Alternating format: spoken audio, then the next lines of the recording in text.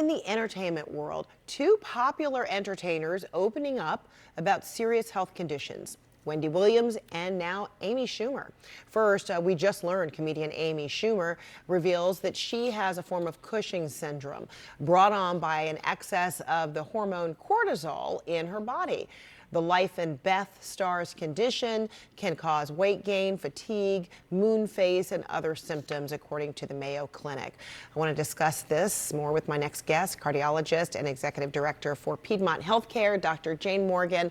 Dr. Morgan, great to see you. So let's begin with Amy Schumer's condition and her announcement of this Cushing's syndrome. Right. Let's start with that. What is Cushing's syndrome? And so it is a difficulty with managing the hormones in your body, but specifically the hormones that lead to us producing cortisol in our body.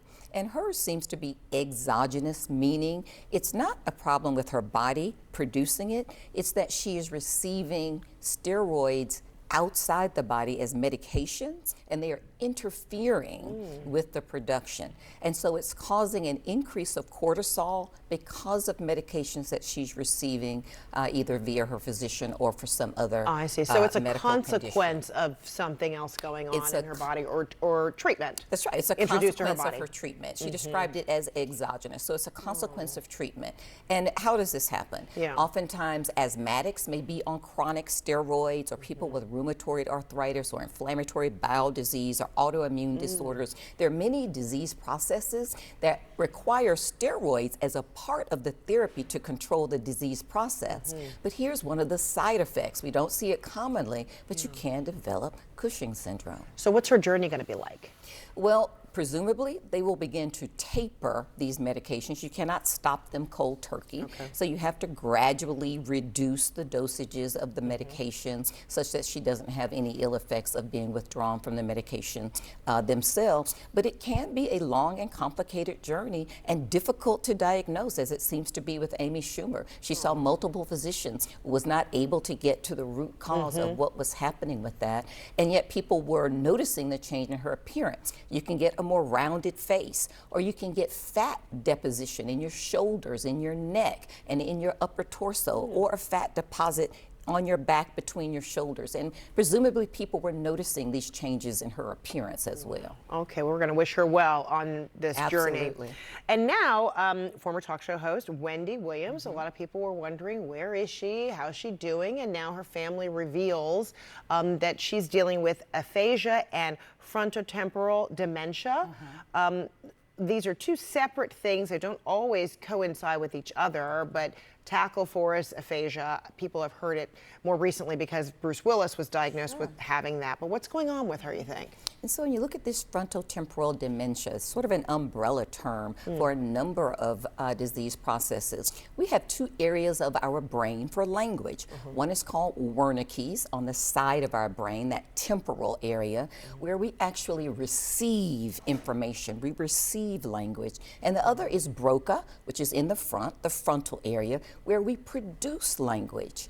This type of dementia impacts both, and so it damages the language centers, and you can have aphasia, meaning difficulty speaking. But it's not only difficulty speaking, you're also having difficulty understanding language. You no longer know the meaning of words.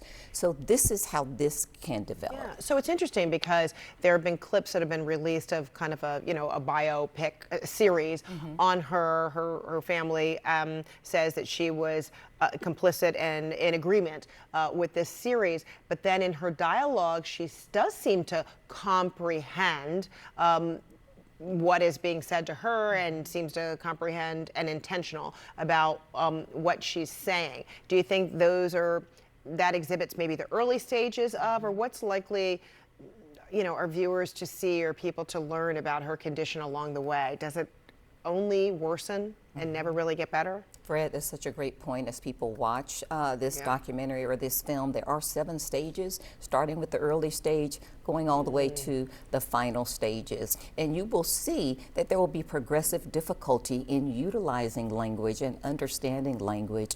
But what we generally see as a initial symptom are behavioral symptoms. people tend to lose social graces, have a loss of inhibition, maybe a decrease in personal hygiene.